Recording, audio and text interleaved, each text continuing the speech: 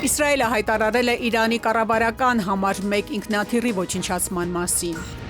Ում դեմ են թուրք-ադրբեջանական զորավարժությունները։ Մերձավոր Արևելքում պատերազմը պատմության մեջ նավթի մատակարարման ամենամեծ խափանման պատճառ է դարձել։ Ռուբեն Վարդանյանին թույլ չեն տվել դիմել Ալիևային, ընտանիքը հրապարակել է ձայնագրությունը։ Սահմանադրության նոր տեքստն արդեն պատրաստ է, թե երբ այն կհրապարակվի, նախարարը փակագծեր չի բացում։ Ինչու որոշ դեղերի գները Հայաստանում ավելի թանկ են, քան հարևան պետություններում։ 1 տարեկան երեխայի սպանության փորձ Երևանում, փոքրիկը կլինիկական մահ է տարել, տղայի կյանքը փրկել են, ձերբակալվել է խորտ մայրը։ Փետրվարին օդը պակաս կեղտոտ է եղել, քան նախորդ տարի։ Այս եւ այլ այդ թեմաների մասին առաջիկա րոպեներին բարի երեկո, դուք դիտում եք ժամի գլխավոր թողարկումը։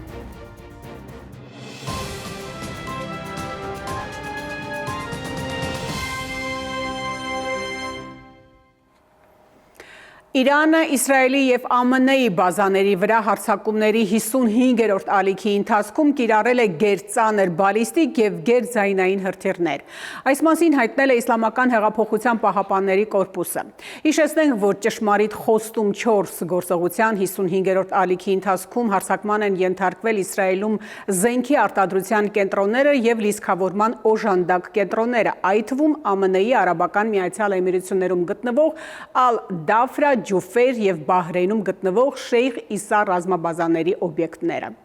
Պատրաստվում է Թրամփը ընդդեմ Իրանի ցամաքային ուժեր կիրառել։ ԱՄՆ նախագահը չի պատասխանել լրատվամիջոցներին, ընդգծելով, թե չի պատրաստվում հրապարակային դարձնել իր ռազմական մարտավարությունը։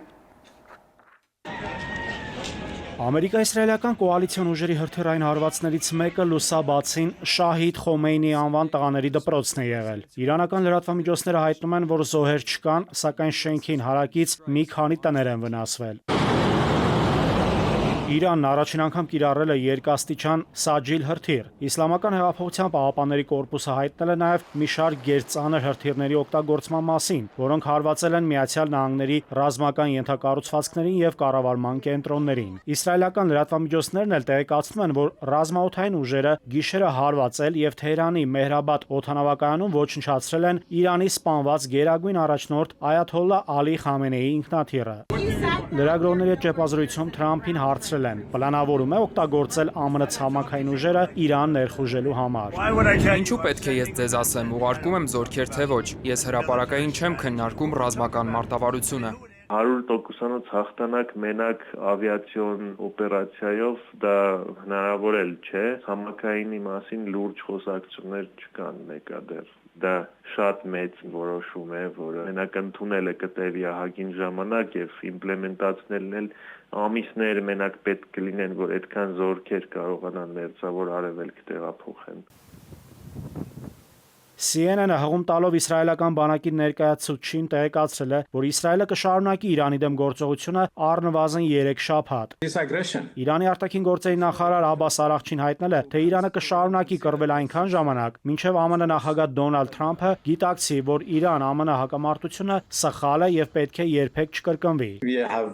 Մենք ոչ մի պատճառ չենք տեսնում, թե ինչու պետք է խոսենք ամերիկացիների հետ, քանի որ մենք խոսել ենք նրանց հետ, երբ նրանք որոշել են հարձակվել մեզ վրա, եւ դա տեղի է ունեցել արդեն երկրորդ անգամ։ Տուժածները նաև պետք է փոխհատուցվեն։ Եթե Իրանի վրա հարձակվողները սպասում են երկիրը նվաճել 24 ժամվա ընթացքում, ապա հիմա նրանք հասկանում են, թե որքան սխալ են եղել։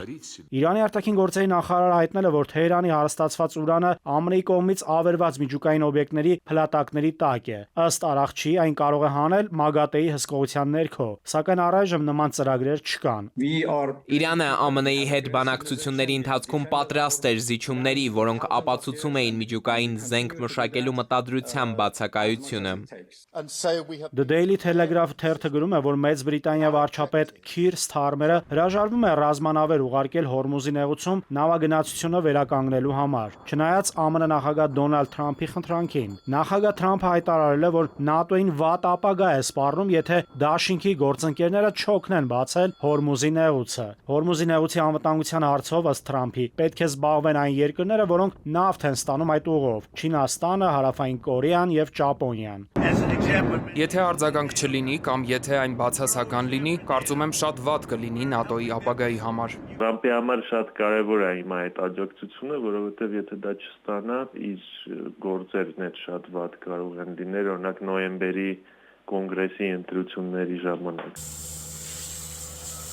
Իրանի Կարմիր մահիկի ընկերության տվյալով Իսրայելի եւ Ամերիկայի ռմբակոծությունների հետևանքով Իրանում ավելի քան 54500 բնակարան է ոչնչացվել։ Իրանին հարվածների ֆոնին Ատրպատականի հայոց թեմը դադարեցրել է եկեղեցական արարողությունները։ Թավրիզում եւ Ուրմիայում հայոց ազգային դպրոցները հեռավար են աշխատում։ Պայթյունների հետևանքով պատուհանների ապակիներ են փշրվել։ Նաիրի Մուրադյան, ժամը լրատվական։ Միացյալ Նահանգներն ու Իսրայելը արդեն լավ դաստ են ստացել հարձակվելով Իրանի վրա, հայտարարել է Իրանի արտաքին գործերի նախարար Աբբաս Արաղչին։ Նրանք հասկացել են, թե ինչ ազգի հետ գործ ունեն, մի ազգի, որն իրեն թույլ չի տա տատանվել պաշտպանության հարցում եւ պատրաստ է շարունակել պատերազմն այնքան ժամանակ, որքան անհրաժեշտ է եւ այնտեղ, որտեղ անհրաժեշտ է, ասել է Արաղչին։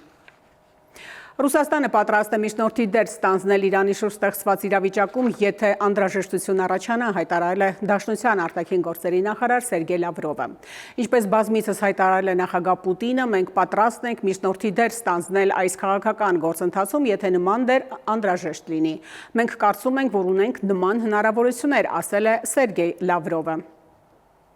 Իսպանիայի պաշտպանության եւ արտաքին գործերի նախարարները հայտարարել են, որ երկիրը չի մասնակցի Հորմուզի նեղուցում որևէ ռազմական առաքելության, Միացյալ Նահանգների եւ Իրանի դեմ Իսրայելի պատերազմն անօրինական հռչակելով։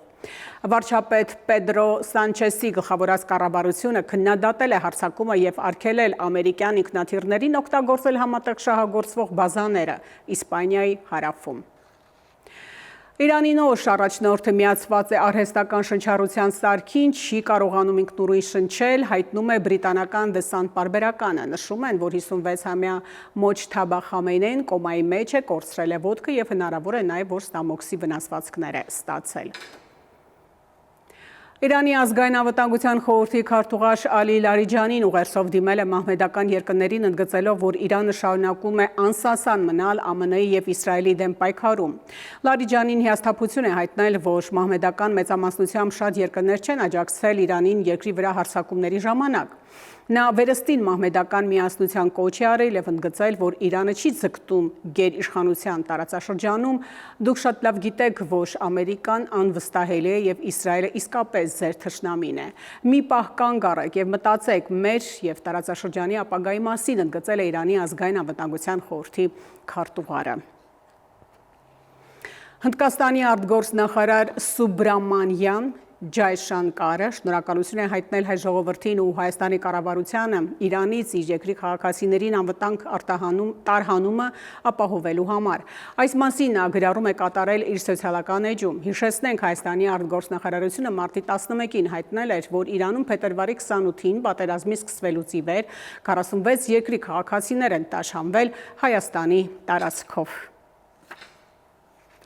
Նախիջևանում անօդաչու թռչող սարքի անկումից հետո Թուրքիայի զինված ուժերի ցամաքային զորքերի հրամանատար Շտոկելը շտապեց այցելել Նախիջևան։ Կողմերը քննարկեցին համատեղ զորավարժությունների պլանավորման ու փորձի փոխանակման առնչվող հարցեր։ Թե ում են ցուցադրելու իրենց ամբողջ ռազմական արսենալը եռացող տարածաշրջանում հասցեատերը հայտնի չէ, սակայն վերլուծաբանները առաջ են քաշում իրենց վարկածը։ Բացառված չէ, որ թուրք-ադրբեջանական զորավարժությունները ուղղված են լինելու Իրանի դեմ, որովհետև ըստ մասնագետների ակնհայտ է, որ պաշտոնական Թեհրանը կարող է ինչ-որ գործընթացներ սկսել տարածաշրջանում։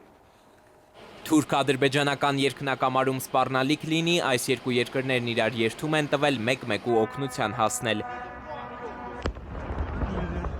Եվ Իրանի դեմ իսրայելա-ամերիկյան հարձակումների ընթացքում Նախիջևանում թափված կրակներից հետո, ահա թուրք զինվորականներն այստեղ են։ Թուրքերն ու ադրբեջանցիները ռազմական արսենալն ցույց կդնեն Նախիջևանում, զորավարժություն կանցկացնեն։ Թուրքիայի համար դա ամենակարևոր կետերից է, որովհետև դեռ նախորդ դարի 20-ական թվականներին, երբ որ իրենք Խորհրդային Միության հետ համագործակցության արդյունքում ստացան Նախիջևանի հովանավորության իրավունքը եւ Նախիջևանի հետ կապված բոլոր տեսակի գործողությունները իրենք դիտարկում են, որ դա օրինական է, դա Թուրքիայի համար փաստացի կապն է Հարավային Կովկասի հետ, Ադրբեջանի հետ։ Իսկ Հարավային Կովկասում նրանց ռազմավարության հիմնական սյունը Ադրբեջանն է, դա էլ Ադրբեջան տանող հիմնական ուրեմն ճանապարհն է։ Մերձավոր Արևելքում ընթացող լայնածավալ պատերազմի հետնապատկերում սա ինչ ուղերձ է տարածաշրջանին, ինչ է ասում Թուրքիան իրար դեմ դուրս եկած երկրներին։ Թուրքագետի կարծիքով պարզապես ուժի ցուցադրություն է, չնայած Ամերիկա-Իսրայելա-իրանական պատերազմի հարցում չեզոք դիրք են բռնել, այնուամենայնիվ փոխանցում են, թե այստեղ են, իրավիճակին էլ տիրապետում են։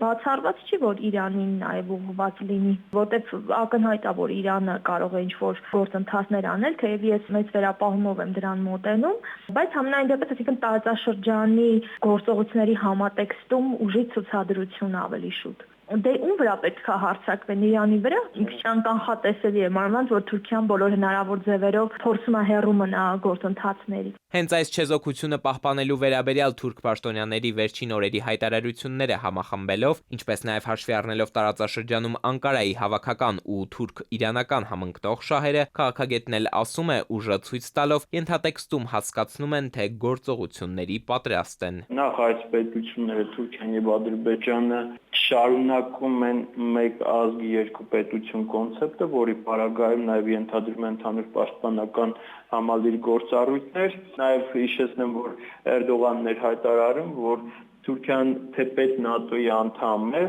եւ ՆԱՏՕ-ի շրջանակներում իր պաշտպանական համակարգը ամբողջությամբ գտնվում է վերին պատրաստի վիճակում, նաեւ Թուրքիան որպես առանձին եւ ինքնիշխան պետություն իր զինված ուժերը բերել է բարձր մարտական վիճակի, ինչը եւ ուղերձ է, որ Թուրքիան չնայած ամենին շարունակում է մնալ տարածաշրջանային դերակատար եւ հակազդելու ցանկացած հարձակման կամ ցանկացած հարձակման փորձի։ Փաստացի տարածաշրջանի մի կողմում զինցուցադրության են պատրաստվում, իսկ մյուս թևում արդեն 20 օր հրթիռների հրավառություն է ու այս ամենը մեր քթի տակ։ Բնականաբար ցանկացած կենսունակ պետություն, որը կգտնվեր այս տարածաշրջանում, առաջին հերթին կմտածեր իր անվտանգային համակարգի,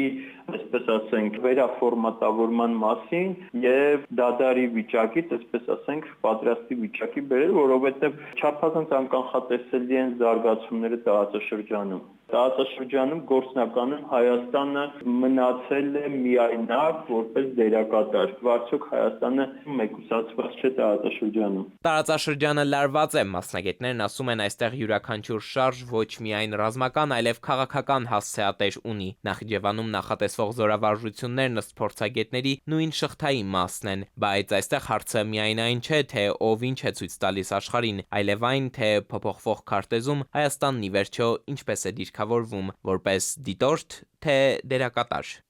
Էդուարդ Պողոսյան, ժամը լրատվական։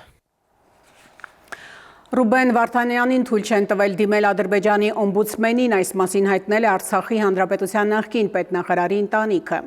Մարտի 13-ին ընտանիքի հետ հեռախոսազրույցի ընթացքում Ռուբեն Վարդանյանը փորձել է հրապարակային կոչով դիմել Ադրբեջանի օմբուդսմեն Սաբինա Ալիևային, բայց ադրբեջանական կողմը հեռախոսազրույցը հարկադրաբար ընդհատել է։ Դատական նիստերը ավարտվել են 1 ամիս առաջ, սակայն ոչ Ռուբենը, ոչ էլ մյուս հայ բանտարկյալները իրենց պաշտոնական դատավճիռների տեքստերը դեռ չեն ստացել։ Նրանք չգիտեն, թե ինչ հոդվածներով են դատապարտվել, երբ կամ ուր են նրանց տեղափոխելու, նշված է Վարդանյանի ընտանիքի հայտարարությունում։ Վարդանյանի հայտարարությունը հրապարակվել է մինչև ընդհատման паха. Прошу вас о встрече. Вы единственная глава общественного института, к которому я могу в нашей ситуации обратиться. Мне, к сожалению, не дают возможности обратиться к вам. Я не могу получить приговор уже месяц. Ни на русском, ни на армянском, ни на азербайджанском. Я не знаю, за что меня осудили, по каким статьям. Я прошу вас о встрече, чтобы иметь возможность все обсудить. Потому что, к сожалению, Красный Крест ушел. Здесь нет никакого другого института, который мог бы быть с нами на связи. Армянское правительство не имеет здесь представительства и занято поставками. Վարչապետ Նիկոլ Փաշինյանի գլխավորությամբ տեղի ունեցել խորհրդակցություն, որի ընթացքում քննարկվել են տարբեր ոլորտների վերաբերյալ միջազգային վարկանիշային զեկույցներում Հայաստանի դիրքերը եւ դրա բարելավմանը միտված միջոցառումները։ Հանդիպման մասնակիցները մտքեր են փոխանակել միջազգային վարկանիշային զեկույցներում Հայաստանի դիրքի շարունակական բարելավման վերաբերյալ առաջարկություններ եւ դիտարկումներ ներկայացրել վերոնշյալ ուղղությամբ արդյունավետ եւ հետեւողական աշխատանք իրականացնելու շուրջ։ Արմենիայում լրատվական երեկոն շարունակվում է եւ կհանդիպենք քիչ անց։ Մերձավոր Արևելքում պատերազմը պատմության մեջ նավթի մատակարարման ամենամեծ խափանման պատճառ է դարձել։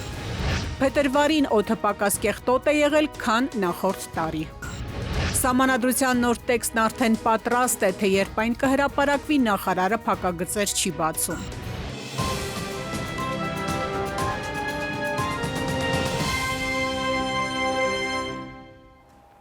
Շարունակում ենք թողարկումը։ Այսօր պայթյուն է որոտացել Ամստերդամի Զեյդաս գործարանի թաղամասում գտնվող գրասենյակային շենքի մոտ։ Պայթյունը փոքր հրդեհ է առաջացրել, որը շենքի անվտանգության ծառայության աշխատակիցներին հաջողվել է մարել։ Տուժածների մասին տեղեկություններ չկան։ Սոցիալական ցանցերում տեսանյութեր են տարածվում այն մասին, որ պայթյունի հետևում կանգնած է Ասհաբ ալ-Յամին կոչվող խմբավորումը, որը ենթադրաբար պատասխանատու է հրեական հաստատությունների վրա իրականացվող հարձակումների համար։ Եվրոպական միությունը այսօր հայտարարել է Մերձավոր Արևելքին 458 միլիոն եվրո մարդասիրական օգնություն հատկացնելու մասին՝ ի պատասխան տարածաշրջանում առկա հակամարտությունների, ինչպիսիք են ամերիկա-իսրայելական պատերազմը Իրանի հետ և Իսրայելի ռազմական արշավը Լիբանանում, պատերազմից ավերված Մերձավոր Արևելքում Եվրոպական միությունը առաջ է գալիս, մինչև մյուսները հետ են քաշվում, ասել է Եվրամիության մարդասիրական ճգնաժամերի հարցերով հանձնակատար Հաջա Լահբիբը։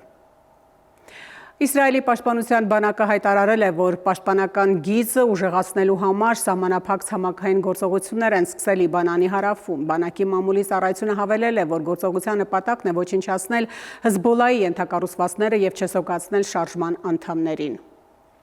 Այսօր հարված է հասցվել Միացյալ Արաբական Էմիրությունների տարածքում գտնվող Ֆուջերա նավահանգստին։ Իշխանությունները միջադեպի հետաքննություն են սկսել և հաշվարկում են հասցված վնասը։ Հարձակման այլ մանրամասներ դեռ չկան։ Այս նավահանգիստը հարձակման է ենթարկվել նաև մարտի 14-ին, այն ժամանակ թիրախավորվել էին նավթային տերմինալները։ Համացանցում հրապարակվել էին հարձակման հետևանքների կադրերը։ Այդ օրը նավահանգստի վարչակազմը կասեցրել էր նավթի հետ կապված գործողությունների մի մասը։ Մերձավոր Արևելքում պատերազմը պատմության մեջ նավթի մատակարարման ամենամեծ խափանման պատճառ է դարձել։ Մերձավոր Արևելքի Պարսից ծոցի երկրները հակամարտության արդյունքում կրճատել են նավթի ընդհանուր արտադրությունը օրական առնվազն 10 միլիոն բարելով։ Այս ծավալը հավասար է համաշխարհային պահանջարկի գրեթե 10%-ին։ Էներգետիկայի միջազգային գործակալությունից նշում են, որ առանց նավագնացության հոսքերի արագ վերսկսման այս կորուստները կավելանան, ինչ ընթացք կունենա նավթի գնի թռիչքաձև աճը և ինչ ազդեցություն այն կունենա Հայաստանի վրա։ Դավիթ Թադևոսյանի ռեպորտաժում։ Մերձավոր Արևելքի իրադարձությունները նավթի 1 բարելի արժեքը ավելի քան $100 դարձրին։ Նավթի գնի փոփոխությունը ուշադրության կենտրոնում է հայտնվում, քանի որ ազդեցություն է ունենում բազմաթիվ ոլորտների վրա, և այն կարող է Հայաստանի համար լրացուցիչ գնաճի պատճառ դառնալ։ Գների բարձրացման առաջնային պատճառներից է համարվում Հորմուզի նեղուցի փակումը, որտեղով անցնում է նավթի համաշխարհային մատակարարումների 20%-ը, և որի փակումից հետո դեֆիցիտ է առաջացել համաշխարհային շուկայում։ Խնդրի ժամանակավոր լուծման համար գերտերությունները լրացուցիչ խմբաքանակներ են հանում շուկա։ Մասնագետները կարծում են, որ եթե պատերազմը երկարի, ապա պահուստային նավթի օգտագործումը չի փրկի իրավիճակը, և դեպքերի նման զարգացման պարագայում նավթի գինը նրանց կանխատեսումով կարող է բարձրանալ ընդհուպ $200, և Հայաստանը պետք է փորձի այլ տարբերակներ գտնել։ Մենք հիմնականում ներկրում ենք Ռուսաստանի Դաշնությունից, և Ռուսաստանի Դաշնությունը նույնպես կթանկացնի Հայաստան եկող բենզինի, դիզելի գինը, հաշվի առնելով նաև նավթի գների թանկացումը։ Մենք պետք է փորձենք այլընտրանքային ներկրողներ գտնենք, պետք է փորձենք տրանսպորտային ծախսերը նվազեցնել, որը հնարավորություն կտա մեղմել այդ բարձրացման բեռը։ Հայաստանում, ըստ մասնագետների, տարեկան սպառվում է մոտ 460,000 տոննա բենզին և դիզել, և ադրբեջանական վառելիքը չի կարող երկար ժամանակ երկրում ապահովել ցածր գներ։ Բացի այդ, այնպես է ստացվել, որ այնտեղ նույնպես խնդիրներ կան վառելիքի հարցերում, և դրանով պայմանավորված էժան գնով վառելիքի արտահանումը Հայաստան քիչ հավանական է դառնում։ Ներկայումս մրցակցությունը բենզին-դիզելային շուկան մեծացել է, կարծում են մասնագետները, որով պայմանավորված կողմերը փորձում են պահպանել մրցակցային գները, սակայն պահոստում եղածները նորից թանկացնում են լրացուցիչ շահույթ ապահովելու համար։ Սովորաբար նույնիսկ եթե պահոստում ունենում են գումար, նրանք թանկացնում են ինչու, որպեսզի իրենց համար որոշակի ֆինանսական բարձիկ ստեղծեն հաջորդ ներկրումը ֆինանսավորելու համար։ Դա կախված է շուկայի մրցակցային վիճակի։ Եթե մրցակցությունը խիստ է, ապա նրանք նման բան իրենց թույլ չեն տա։ Մեր շուկայում 1-2 տնտեսվարողների բաժին են կրում շուկայի մոտ 60-70%։ Եվ նրանք կարող են որոշակի ժամանակահատված գինը պահել, գին թելադրել շուկայում։ Եթե մրցակցությունը մեծանա, բնականաբար նրանք կտրուկ կնվազեցնեն գինը։ Մրցակցության եւ սպառողների պաշտպանության հանձնաժողովի նախագահը այսօր ասել է, որ վառելիքի շուկան մրցակցության պակաս կա եւ նրա կարծիքով սահմանների բացումով էական փոփոխություններ կնկատվեն այդ դաշտում ու խնդիրները այլ պատճառներ ունեին։ Հայաստանի ամենամեծ խնդիրներից մեկը ներկրվող ապրանքների պարգևն փոքր երկիր լինելն է։ Այսինքն փոքր երկիր լինելով հանդերձ դու մեծ չափով չես կարողանում ձեռքբերումներ իրականացնել, այստեղ բնականաբար խոշոր արտադրողները նույնիսկ ուղիղ աշխատելու շատ մեծ ցանկություն չեն ունենում հաճախ մեր տնտեսվարողների հետ եւ այստեղ որոշակի գները ավելի բարձր են, քան ռեգիոնների երկրներում։ Իսկ Հայաստանը հաջողություն գրանցել է շատ ոլորտներում, բայց ամենամեծ հաջողությունը կարծում եմ մեր դիվերսիֆիկացիան է։ Այսպիսով միջազգային շուկաներում նավթի գների յուրաքանչյուր փոփոխություն կարող է շղթայական ազդեցություն ունենալ տարբեր երկրների տնտեսությունների վրա, թե ինչպես կընթանա իրավիճակը առաջիկայում մեծապես կախված կլինի աշխարհաքաղաքական զարգացումներից, նավթ արդյունահանող երկրների որոշումներից եւ համաշխարհային պահանջարկից։ Դավիթ Թադևոսյան, ժամը լրատվական։ Սահմանադրության նոր տեքստն արդեն պատրաստ է, հայտարարել է Արդարադատության նախարարը, թե երբ այն կհրապարակվի, Սրփուհի Գալյանը առայժմ ժամկետներ չի հստակեցնում, քանի որ որոշում ունեն այն նախ քննարկել իշխանական падգամավորների հետ։ Դրանից հետո մայր օրենքի նախագիծը կհանրայնացնեն։ Նոր սահմանադրության նախագծում երկրի կառավարման մոդելը չի փոխվել, մնում ենք խորհրդարանական պետություն, սակայն ազգային ժողովը կառավարության գործունեությունը վերահսկելու ավելի լայն հնարավորություններ կունենա։ Իրավագետները սակայն տարակուսում են նախորդ անգամ 10 տարի առաջ, երբ սահմանադրությունը դարձյալ բարեփոխվում էր, կաշ հայեցակարգ խորհուրդը պարբերաբար տեղեկացնում էր իր որոշումների մասին, իսկ հիմա նույնիսկ չգիտենք, թե ինչ են գրել մինչև այս պահը նոր մայր օրենքի նախագծում։ Գլոբալ առումով սահմանադրության փոփոխությունների բովանդակության մասով մենք բավարար տեղեկություն այսօր չունենք։ Ավելին մենք չունենք հայեցակարգ, մինչդեռ եթե վերցնենք, որ այսօր արդեն մենք մարտ ամիսն եւ ամռանը ստացվում են փոփոխություններ, ենթադրվում է, որ որոշակի հայեցակարգ պիտի հասանելի լիներ։ Մենք ինֆորմացիոն հասանելիության մասով ունենք շատ լուրջ խնդիր, թափանցիկության հաշվետվողականության։ Այս տարվա փետրվարին օդի աղտոտվածության ցուցանիշներն ավելի ցածր են, քան նախորդ տարի, ըստ Երևանի քաղաքապետարանի բնապահպանության վարչության պետի տեղակալի ցուցանիշների, նվազումը պայմանավորված է ընդհանուր եղանակային եւ օդահյութաբանական պայմաններով։ Քաղաքապետ Տիգրան Ավինյանի ձևակերպմամբ նոյեմբերից մարտ ժամանակահատվածում օդի որակի ցուցանիշները մեծամասամբ պայմանավորված էին մթնոլորտային շերտի առաստաղի բարձրությամբ, այսինքն ըստ Ավինյանի, այն պարզապես բնակլիմայական երևույթ է։ Փետրվար ամսին կարող է բոլոր ավտոմեքենաները կանգնեցին եւ Երևանը դարձավ մի մեծ անտառ, որ տենց բարելավվեց մեր օդի որակը։ Սա ցույց է տալիս շինարարությունը կանգնեց, մենք էլ չենք շնչում։ Այս ամենը փաստում է եւս մեկ անգամ, որ մարտածին աղտոտման աղբյուրները շատ փոքր դեր ունեն ընդհանուր գլոբալ պատճառների մեջ։ Բոլոր աղտոտումները, որոնք որ արկա են եղել այդ 1200 մետրի վրա, խտացնում են 80 եւ 100 մետրի վրա եւ սա տեղի ունենում ոչ միայն Երևանում, սա տեղի ունենում ամբողջ Արարատյան դաշտավայրում։ Այն աղտոտման մակարդակը, որ մենք տեսանք նոյեմբերին կամ դեկտեմբերին, այլևս չենք տեսնում։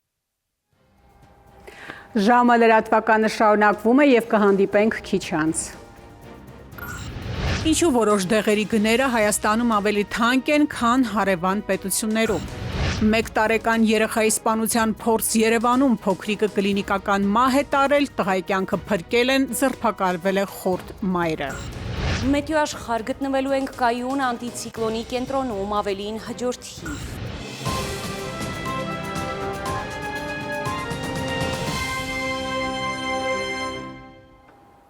Շարունակում ենք թողարկումը։ Վերջին շրջանում առողջապահական համակարգում առանցքային խնդիրներից է դարձել դեղամիջոցների քանակի սահմանափակությունը, ինչը լուրջ խնդիրներ է ստեղծում հիվանդների համար։ Միաժամանակ որոշ դեղերի գները Հայաստանում ավելի թանկ են, քան հարևան պետություններում, ինչը ևս լրացուցիչ բեռ է ստեղծում քաղաքացիների համար եւ շատ դեպքերում նրանք ստիպված արտերկրից են դեղորայք ձեռք բերում։ Մասնագետները ահազանգում են, որ անհրաժեշտ է միջոցներ ձեռնարկել այս իրավիճակը շտկելու ուղղությամբ։ Դեղատներում, որտեղ մարդիկ գնում են դեղ, 1800 տեսակի դեղ է ներկայացված այս պահին։ Այսինքն այդ գրանցվածից էլ ավելի քիչ քանակ տեսականիով դեղի ներկայացած ինչից է կախված, ինչու է այդ վիճակը, որովհետև առաջինը գրանցման հետ կապված պետական գրանցում իրականացնելը բավականին խրթին է, երկարատև, թանկ, պետք է այս շուկան ունենա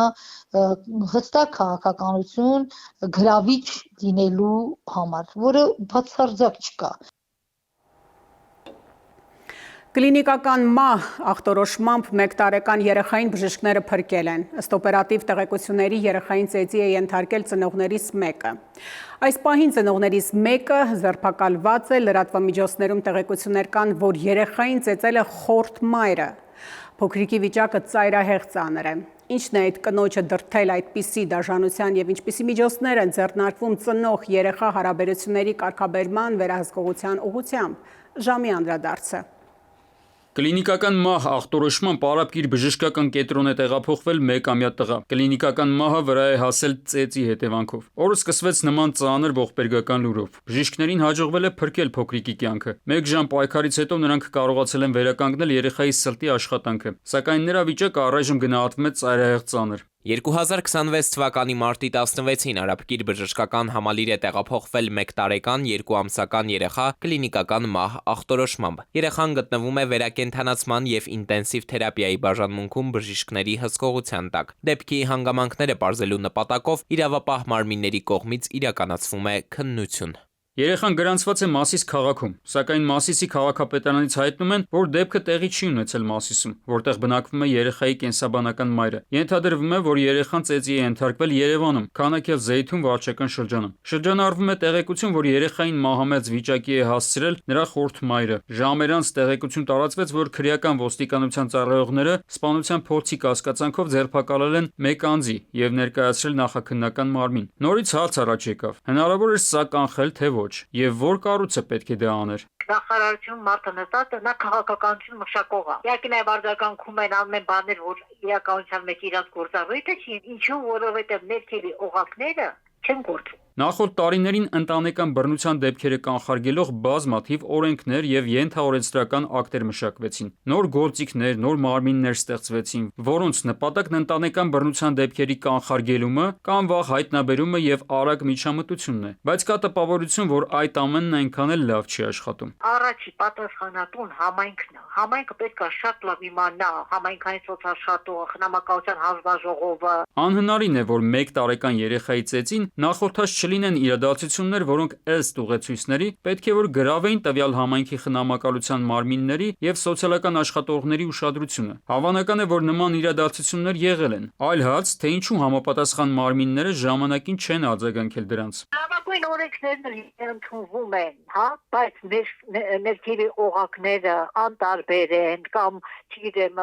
հետևողական չեն կամ պրոֆեսիոնալիզմը չունեն, այդքան որ արագ խնդրի արագ կողմնորոշում, որ այս երեխայի պետք է դուրս բերվեց ընտանիքից։ Խնդիրն այն է, որ 1-ամյա երեխայի հետ կապված այս դեպքը վստահաբար կարող է կրկնվել շատ այլ համայնքներում եւս։ Հիշեցնենք Ծափաթախ համայնքի ահասարսուլ պատմությունը, երբ հայրը խեղտամահ էր արել 3-ամյա որդուն։ Ինչպես եւ այն ժամանակ ոլորտի պատասխանատուները վստահ են, որ այս դեպքում եւս չի բարձրացվելու ոլորտի պատասխանատու եւ ոչ մի մարմնի կամ պաշտոնյայի պատասխանատվության հարցը։ Ըստ այդմ, այս դեպքերը մեծ կամ փոքր հաճախականությամբ շարունակվելու են հայտնվել լրահոսում, կախված դրանց ողբերգական հետևանքներից։ Արմեն Նաթալյան, ժամը լրատվական։ Հայաստան դաշինքն այսօր կազմակերպած միջոցառման ընթացքում հայտարարել է, որ 2026 թվականի խորհրդանական ընտրություններում վարչապետի իրենց տեխնացուն Ռոբերտ Քոչարյանն է։ Հայաստան դաշինքն ու Հայ հեղափոխական դաշնակցությունը հանդես կգան միասնաբար։ Դաշինքին են միանում նաև առաջ կուսակցությունը եւ այլ հանրային ու քաղաքական գործիչներ։ Օրվա մյուս կարևոր իրադարձությունները մեկ տեսաշարով։ Արաբական Միացյալ Էմիրություններից Հայաստան նախատեսված մի քանի չվերթներ չեղարկվել են, մասնավորապես Դուբայ-Երևան չվերթը հետաձգվել է Դուբայի օդանավակայանի մոտակայքում ԱԹՍ-ի ընկնելուց հետո։ Emirates եւ Fly Dubai ավիաընկերությունների չվերթները նախատեսված էին Երևանի ժամանակով 11:25-ին։ Այժմ Զվարթնոց օդանավակայանի առցանց չվացուցակում հաշվարկային ժամ է նշված 22:00-ն։ Բացի այդ չեղարկվել է Աբու Դաբի-Երևան չվերթը, չի կայանալու նաև Շարժա Երևանը։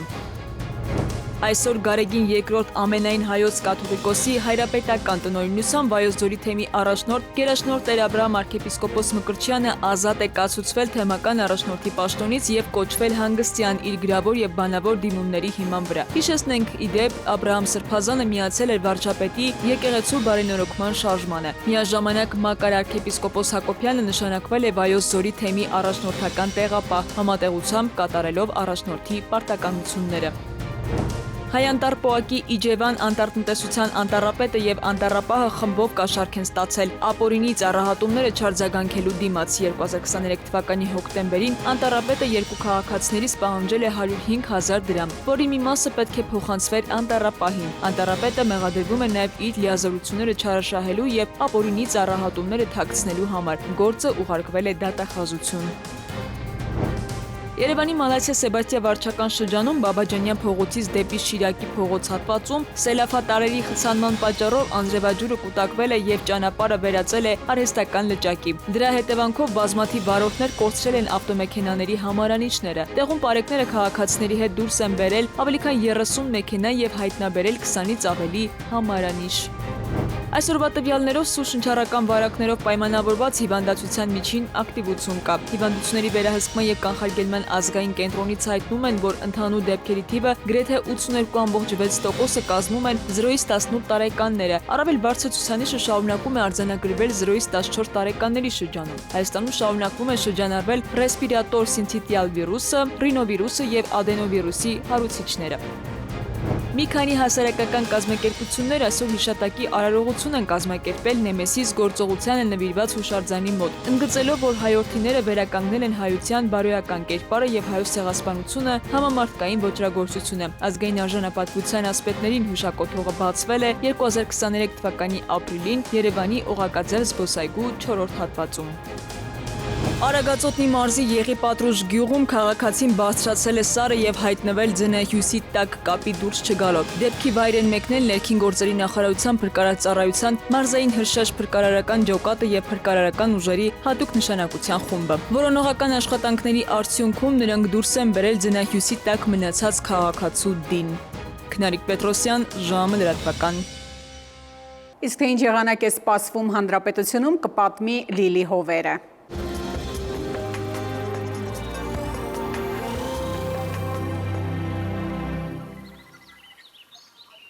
Բարերեկո եղանակի տեսության հովանավորն է իտալական ունիկալ ապրանքանիշը,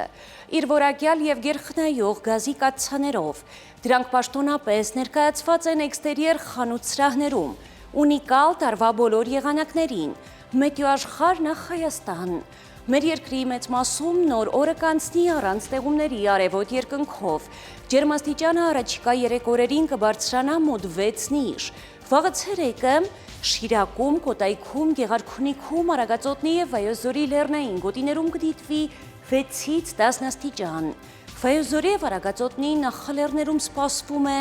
10-ից 16, Լոռիում 10-ից 14, Տավուշում, Արարատում, Արմավիրում առավելագույնը 17 աստիճան։ Սյունիքի հովտային գոտիներում սպասվում է 13-ից 16, Սյունիքի նախալեռներում 10-ից 13 աստիճան։ Երևանում օրը կանցնի առանց տեղումների, այս գիշեր սպասվում է 2-ից 4, ցերեկը 13-ից 15, երեկոյան 6-ից 8 աստիճան։ Այս թողարկումից հետո դիտեք ընտրության ժամը հաղորդումը, որի հյուրն է Ուժեղ Հայաստան կուսակցության խորհրդի անդամ Դավիթ Ղազինյանը։ Արմենիայի ուղիղ եթերում լրահոսը սպառված է, շնորհակալություն ուշադրության համար, ցտեսություն։